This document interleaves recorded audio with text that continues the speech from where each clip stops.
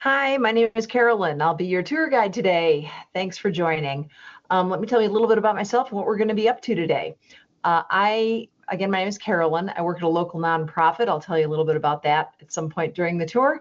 And I've lived in Denver for 6 years. And it has been a wonderful 6 years. There is so much more to learn about Denver, but everything I know about Denver, I love.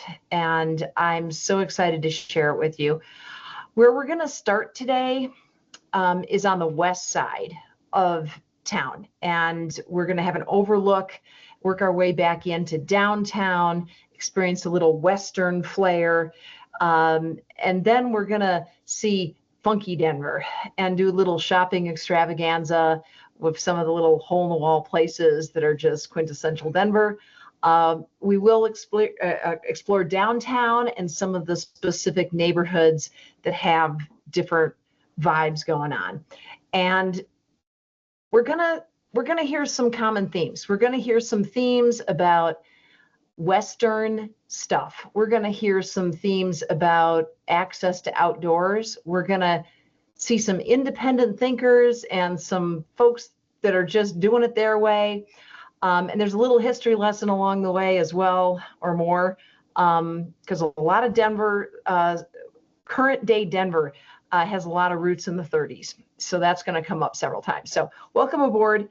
Like I said, we're going to get started on the west side of town. And our first stop is Morrison Joe's in Morrison, Colorado. It's a very small little town just west of Denver. And it's where we can grab a cup of coffee and head up to Red Rocks. I specifically chose Morrison Joe's because it has some historic roots with Prohibition. There are some ghost stories about that building. If the owner, Clark, or one of his employees is around, hopefully they can share some insight if they've seen anything lately or felt anything lately. It's just kind of a little fun thing. But Morrison's a cute town. It's right at the base of Red Rocks. And I like to get started early. Red Rocks is fun in the morning. There's a lot of people out.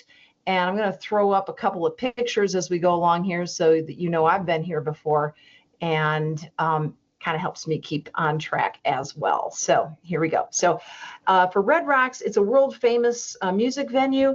The place is just magical. And even though the instructions were to not go any place super popular, I don't know how you do Denver without going to a couple of places. We'll just do them fast. We won't spend a long time here.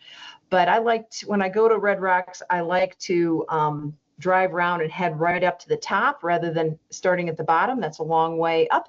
But if you park at the top, the visitor center opens at 7 a.m. You see these great vistas. You can get really oriented where you are from Denver. And there's really cool things to talk about: the geology, the stone formations, the Depression era government programs like CCC and WPA that really started this place. And then a quick walk through the visitor center, you just see really cool posters of all this famous rock and roll and country and other musicians that have played at Red Rocks. And it's just a place where you got to go if you're in Denver, from my point of view. So we'll get kicked off as early as you want to get kicked off, and hit this as, anytime after 7 is great with me. So after Red Rocks, we're going to keep that Western vibe going a little bit and head up 270 to the town of Golden. Again, that's outside of Denver, but we're here in the foothills, and Morrison and Golden, I think, are two of the most quintessential little Western towns, right in the Denver area that we can get to easily. So why not? And because it's got the best breakfast place in all of Denver. Mentioned is the drive from Red Rocks to Golden is kind of cool. It's a good place to talk about how close we are to the mountains, what's right up I-70, Loveland, Breckenridge, Keystone, all of those really internationally known ski resorts. There's also some cool things like Dinosaur Ridge is cool to talk about. Lookout Mountain has some great hiking. And the Buffalo Bill Museum and Grave is up there. So there's interesting things to talk about while we drive. But now we're in Golden. Okay, we're having breakfast here at Atomic Cowboy. I asked the guy behind the bar, what's your favorite? They have all these weird concoctions of meats and biscuits and different things, sauces and stuff. And he put this one together. It's his personal favorite. It's not even on the menu, so that was super cool. Coffee's good. You can order mimosas or whatever your favorite alcoholic breakfast drink is.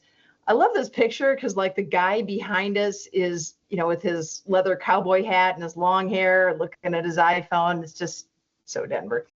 The other cool thing I like about Golden is that one block to the west is there's this nice bridge. And in the summer, there's just all kinds of rafters and stuff coming down here. Bikers, hikers. It's one block west of Atomic Cowboy. It's just fun to head over there and see people having fun, see the mountains in the background, foothills in the background, and just see people really enjoying nature and having a good time. It's kid friendly. It's not super high rapids, but it's good for high schoolers. I don't really know if I'd take my little kids on this or not. I think some people do, but anyway, but it's a lot of fun. Come on back and do that. Certainly, while we're in Golden, we can talk about Coors Brewery, a little bit of history. And again, the WPA is part of this project that put that bridge in. There's all kinds of little markers along there. So there's a little bit of historical context as well.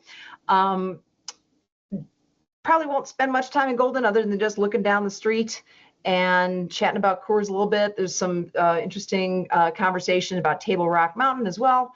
And then we'll head into Denver. And we're going to do that along the Colfax corridor. I work off the Colfax corridor, so I know a few things to fill the time as we're heading in. But our first stop down there is Casa Bonita. I've got some personal experience with Casa Bonita. The nonprofit where I worked actually employed 13 of the Casa Bonita employees while Casa Bonita was going under its reconstruction. I can throw around a couple of statistics about how much it costs and how big the space is. I've been to dinner there once as part of the grand opening where I met Trey Parker. So I know a little bit about that whole Casa Bonita lore. And what a lot of people don't know about Casa Bonita, and I'm looking over to the right-hand side because that's where my slides are. Sorry about not making eye contact, but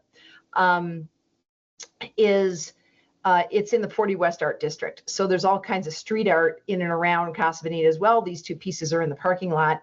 Aspiration Station, I think, is what the signpost is called. That you hit the button and you get another positive aspiration. Sometimes it works, sometimes it doesn't, but you get the idea. And this bird song kind of xylophone type thing is also in the Casa Bonita parking lot. So that's just, you'll see a lot of street art and art in general around Denver. So starting with that. All right, next stop on Colfax, Little Man Ice Cream. This is their headquarters. There's several good ice cream places in Denver. There's a little controversy about which one's the best, so we'll stop at two today. I love the architecture of this Little Man headquarters. A lot of scoops, a lot of round things, a lot of swirling things. They really did a great job in bringing the whole ice cream thing into their design work. There's fun things for kids. There's a slide. There's just a lot of weird things on the wall and things to see. It's still pretty early in the day, so you might just want to get a kid scoop or a taste, but it's a nice reused building that's in an area of town that is kind of trying to get a breath of fresh air. So this is fun to see this kind of activity happening here, headed into town on Colfax. So the next stop is we're going to head into town, stop kind of on the west side of town and do something fun. We're going to go park in the aquarium parking lot, and that's just kind of strategically positioned where I want to go. And then we're going to walk over to the REI building, which is kind of a cornerstone landmark building. That's also a reused building. That used to be Denver's trolley car, pulley car transfer or something. It was having to do with the municipal trolleys, and they've reused that. So we'll take a peek in there, see the climbing wall, see the cool things that they've done with that building, and then head towards the river and jump on the newly redone, and let me pull it up here, the newly redone, I didn't move it forward, the newly redone trolley car. So a friend of mine, Dave, who works at the Action Center with me, has been very involved over the last couple of years.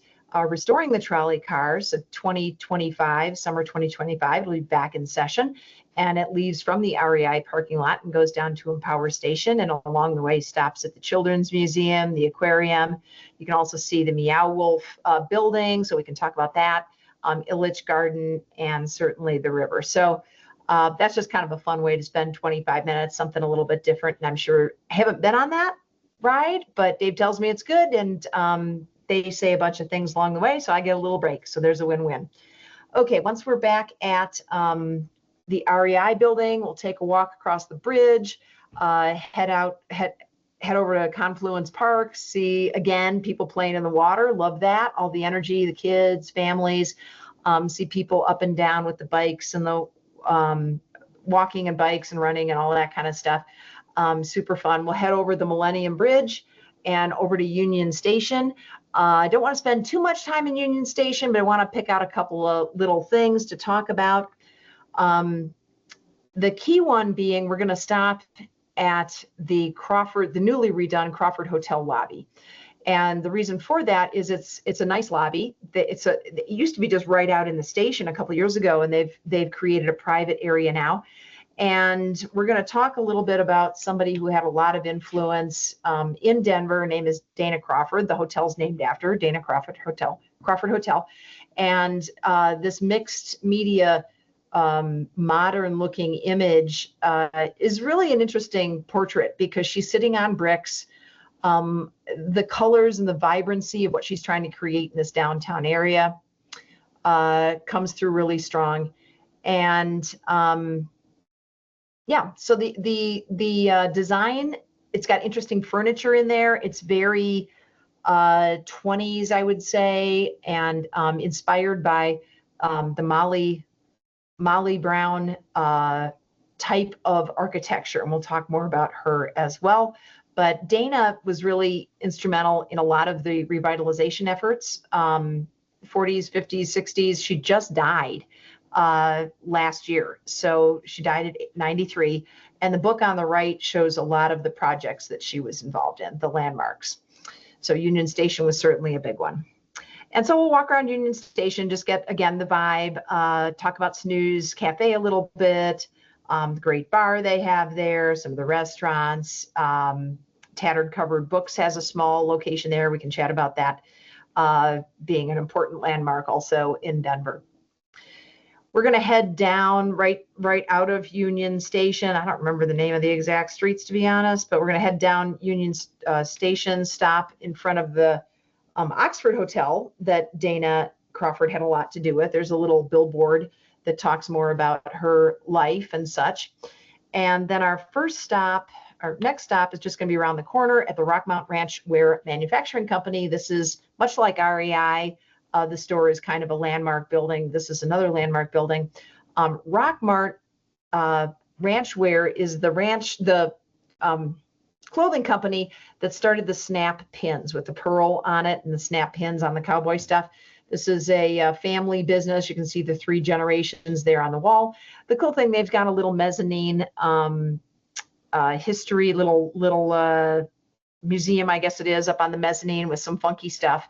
It's a great store, a lot of great Western wear, a very colorful place, and that's fun. We'll head down to 16th Street, jump on 16th Street Mall just for a block or two, just to get the sense of what that is and what's on the 16th Street Mall. We can talk about that.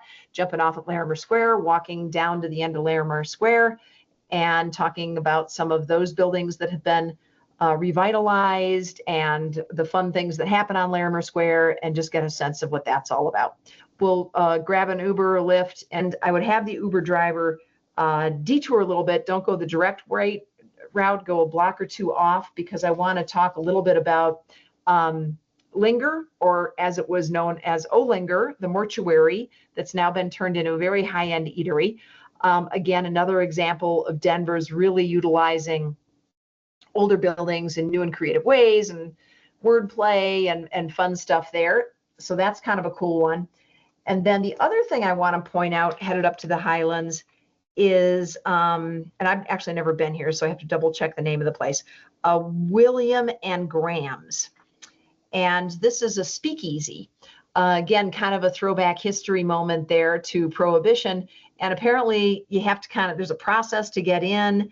It's got amazing cocktails. It's won a ton of awards as far as cocktails and things. And it's also acclaimed, internationally acclaimed, to be one of the top 23 secret bars in the world. So there you go, right here in Denver, Colorado. All right, so that was that. And the reason I want to eat at Avante is it's a cool building. It's easy to get food and drink fast. It's got an amazing balcony, and you just get a great view of downtown. So that'd be a great place to orient people to Denver itself. Like, there's Rhino. That's Union Station. This is this, this is this, this is this. So that's why I want to go to Avante. It's just easy in and out.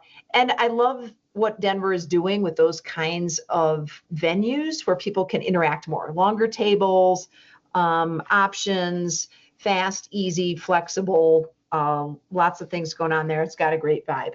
Okay, so we've been to the west and kind of went into town, and now we're going to go south, and then we'll come back into Denver itself, because the metro area has a lot going on, and I don't want to just focus on Denver because Denver is so connected with the other parts of the city as well. So as we're heading down a highway, 25, there's a few things to talk about. One is a very funny looking cement building that is actually the Denver wastewater treatment headquarters, I guess you'd say. And some people call it the Batman building or the Gotham City. It's just this really iconic cement, interesting looking building. It's actually built in the 60s. And the architect really did it as an ode to the WPA and a lot of the public works projects in the 30s. So there's that whole WPA thing again, coming back, and so much of the investment that happened in and around Denver during that time. There's a very modern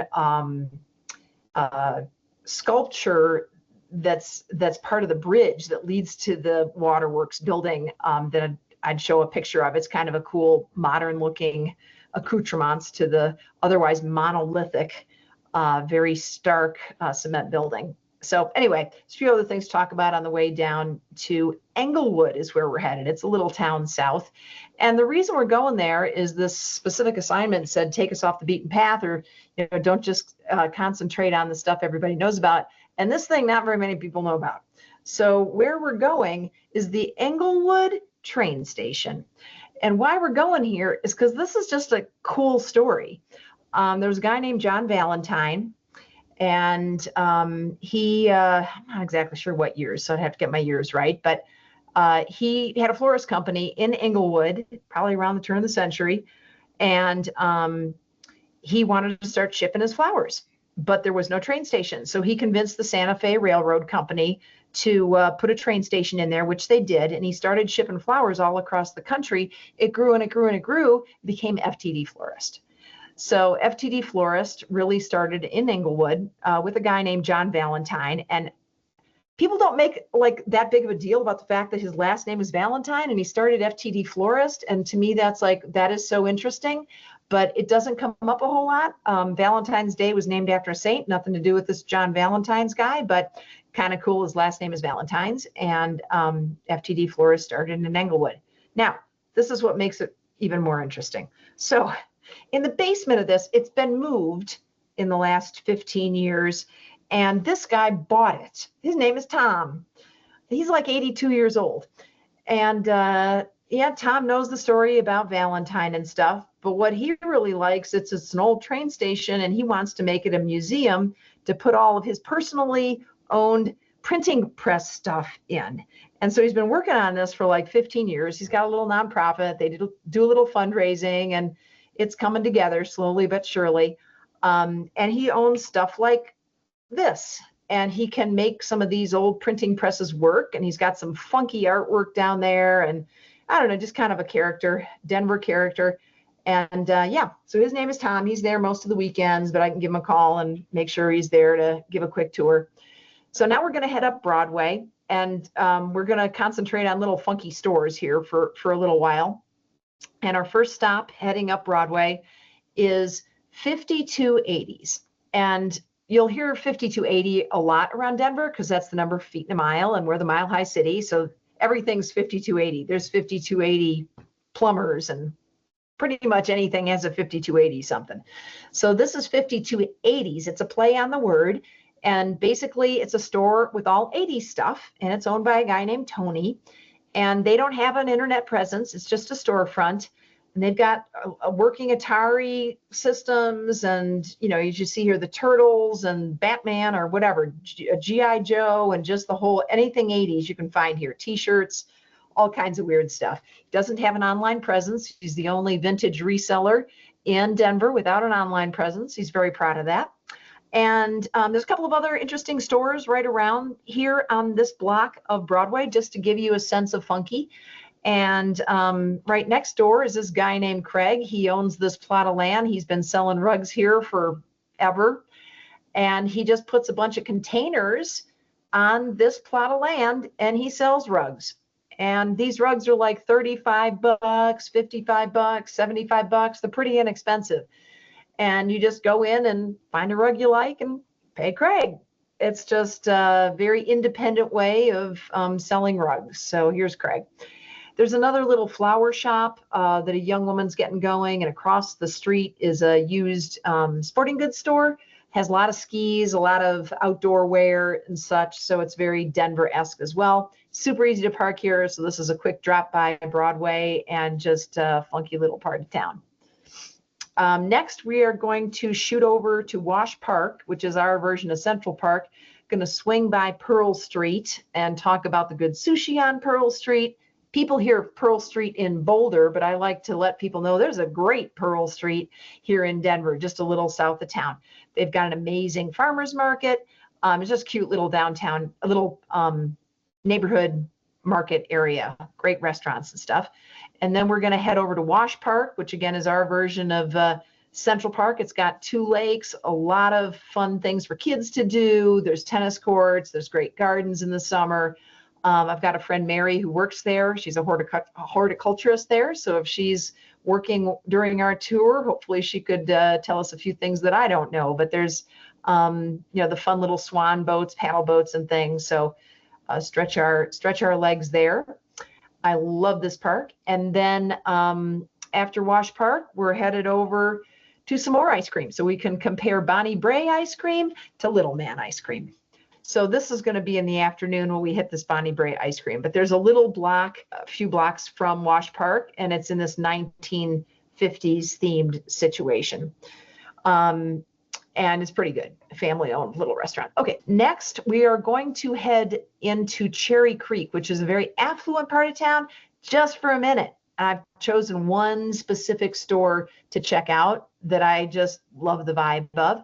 It's a little bit hard to find cheap parking and stuff, so we'll do the best we can there. We still have the car, but I want to take people to Rancher Hat Bar. And Rancher Hat Bar is a little small shop in Cherry Creek. And what they do here is you pick a generic hat and they make it look great. This is kind of a very simple version. I didn't buy this there, but I got the idea there. And then I went to Goodwill and got a hat for $4 and put a scarf on it. But instead of spending $120 down here, but it's cool and it's very inspirational. They do a lot of really cool things with hats. They have little branding irons. So if you want to brand your hat with your monogram or whatever. So it's just an interesting Denver thing. So we can drive around Cherry Creek a little bit and just talk about that. Very affluent part of town with the golf courses and the super nice houses and all that kind of stuff. Then we're going to go back to funky a little bit as we're headed more towards into Denver. It's actually back on Broadway. The Wizard's Chest. This is a 2-story costume game extravaganza for kids and adult kids, and everybody can find something fun here. So they've got all kinds of things, including an escape room and such. So this is a quick walkthrough, just Denver funky. And then we are going to go over and park in a parking lot in between the Slate Hotel and the very new Populous Hotel and get a little bit more downtown vibe going on. And the first stop is going to be the Slate Hotel. I love this place. It's another example of bringing history and reviving it and making something very cool and usable. So it's currently a hotel. but let me tell you who Emily Griffith is and what's going on with this building. Emily Griffith was a teacher, and she realized that a lot of her lower income students, the parents didn't have much education. Maybe they couldn't read, they couldn't write, they didn't have a lot of trade skills, so they were poor, they didn't have food. And she's like, oh, that's not good. So she convinced the Denver Public Schools to give her a building, and she opened the Opportunity School for adults. This is adult education.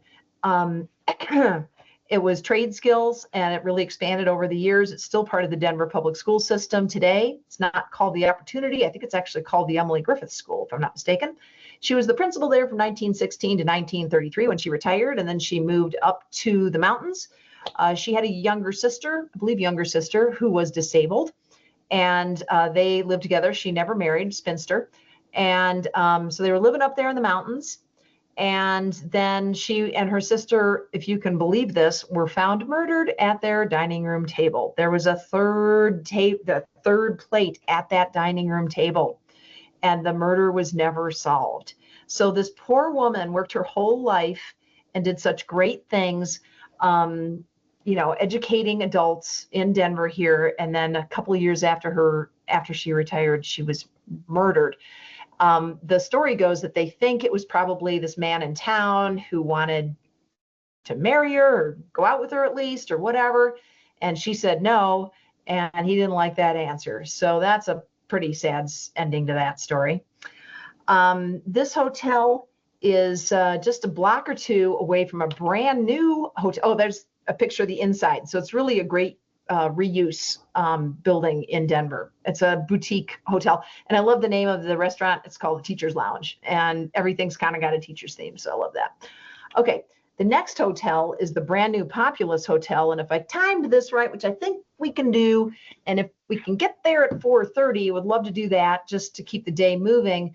Head up to the bar on the very top, and it's got great views of Denver. And we really can talk about these buildings from the Populous without having to go to all these places. So it's a pretty good time saver. So the drinks are kind of expensive, but they're pretty good. And you just can see everything. You can see the city building. You can see, oh, there's the guy. They've got an interesting menu. It's all very Colorado themed, very natural. So there's lots to talk about this building itself. But anyway, to head over to the balcony, you can really see Civic Center. You can see the state capitol, the city building. You can see the McNichols building down here. And the plan would be to really talk about the architecture, tell some stories about the Capitol building. One interesting story is the Capitol building was built when electricity was just coming of age, and designers and such, architects didn't really understand how to design lighting design yet. So they completely overdid the lighting in both chambers, the Senate and the House. And so when they flipped the switch on the first time, it was like a circus in there. It was so bright, they had to take most of the light bulbs out. And actually, when that Capitol building was redone here recently, and all of the Senate chambers and the House chambers were redone, they realized that the direct current, the DC current, was still operational. So there you go. There's a fire hazard for you. But this was very intentional, this design. There's some, the amphitheaters here, the public art. It's inspired by some of the things happening in DC, and it's got a lot of public art. So I could talk a lot about those kinds of elements as we sip a cocktail. This is kind of a funny story.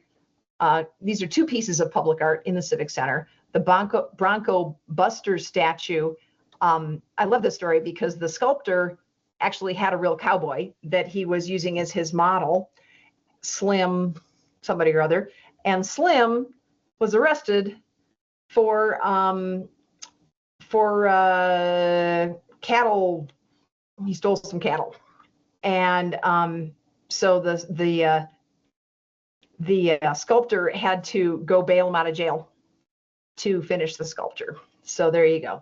But there's a lot of great art down there, a lot of great stories about the Capitol building, the city building, et cetera. Could talk a little bit about our governor and the structure of the city county of Denver, and we're also the state capital. So it's a very small state, actually. I mean, I've met Polis a couple times, our governor, know several of our state senators and stuff. So everything's here in Denver. Everything's here in Denver. This is another modern piece of art that's viewable from that balcony at the Populous. It's called the Minecraft, and it's a doorway into the McNichols building that's right in front of the Populous, and it's just symbolizing all the water and the mountains and the geology and nature and ecology. It's just a really beautiful, natural, modern art piece. And you can see all the other buildings too, the Mint and the library and the museum, the art museum, and all those things are viewable from that balcony. And there's just some more art. Okay, next we're gonna walk a little bit over to the L, jump on the L and head up to 5 Points. Head up Welton Street. And as we go up Welton Street, we can point out things like I never get this right, so I'm using my notes here, the name of the library. First of all, just introducing the concept that 5 Points was really the Harlem of the West and had a very deep, vibrant, functioning Black community here in Denver for many, many, many years, still does. Although it went through a lot of gentrification, but is having kind of a resurgence as far as Black culture as well now. So there's a lot to talk about, a lot of buildings to talk about. The Blair Caldwell Library is kind of the first thing to point out as we head up north on Welton Street. That is a library, but it is actually a research library, and has a lot of information about the 5 Points history and Black people accomplishing accolades in Colorado and Black folks who are from Colorado. So that's the first thing to point out. And there's the picture of the walking tour. So there's lots of different buildings. The other ones that people may have heard, the Roxy had all kinds of performers, Black performers throughout the years. The Casino Cabaret. And then there's a couple of drugstores. One was a Black-owned drugstore that was really politically, that's where a lot of political stuff started happening, is around that drugstore. And the Atlas drugstore was actually a white-owned drugstore, and it was the only white-owned drugstore that African Americans could sit at the counter, at the soda counter. So that was pretty progressive in those days to have a white-owned drugstore, to be able to have, during the Jim Crow era, have Black folks at the counter. So that is something to point out. A lot of great murals. I've shown a couple here. These are viewable at the Plaza, 5 Points Plaza, which is a little bit beyond the 5 Points intersection. I think I believe there's a stop at 29th, so I'd probably take it all the way up. One of the things that I wanted to tell folks about that has to do with Black history in Denver, but isn't really on this strip, is the Black American Western Museum, which is located in Justina Ford's home. And Justina Ford is the first African American physician in Denver. So a lot of babies were born in that house. It's located several blocks north, and it's going to be evening by the time we're here, so that's not going to be open. But it's a good thing to point out. It's an interesting museum because it's the only museum here that really talks about the Black cowboys and the Black miners and the Black homesteaders. And it's a very small museum, but very interesting, and I really encourage folks to go there. So we're going to jump in an Uber at this point, and much like our lunch choice, I'm going to just head to Central Market. And I love those kind of restaurants because they're so accessible for everybody. Everybody can get something quickly, get some, grab a beer, whatever you want to drink or eat, or some more ice cream. And so have a quick dinner there, and then really talk about evening plans. They want to see, are they wine drinkers? Do you want to just walk around Rhino a little bit and catch the vibe? A couple of good places, if they're into the jazz scene at all, Nocturne is right around the corner from 27th and Larimer. They have a lot of great jazz performances. You need tickets for the whole show, but they do have a bar, so you can just sit at the bar. I've never done that. I've just been there for shows, but I've seen people just there for the bar, so I'm assuming you can do that. And other great fun places, the Beer Works has a lot of open activities, patio, so that's sort of fun. That's a very Denver place. Odell's I really like as well, so we can just hang out in Rhino for however long they want to do that. We need to jump back in an Uber, head down to get our car, because that's still at the parking lot by Slate. And the one thing I do want to kind of wrap up is we can drive around a little bit more, see the Molly Brown Museum, talk about she survived the Titanic. There's some good stories there. She was a wonderful philanthropist, really worked on a lot of human rights issues. Another really powerful woman. So kind of the third one, Emily Griffith, we talked about, Dana Crawford, and Molly Brown. So very strong women in this town historically. We can drive by the governor's mansion, talk about Polis a little bit. He's an interesting character, Polis. I mean, he's a gay Jewish governor. He's a gay Jewish rich governor. He's a gay Jewish rich Democratic governor that the Democrats don't all like so that well. So it's interesting. So he's a very independent guy, very, very, very Colorado. So that's kind of fun. And where I always like to end up is at Charlie Brown's, and that's a piano bar in Cap Hill. I love it.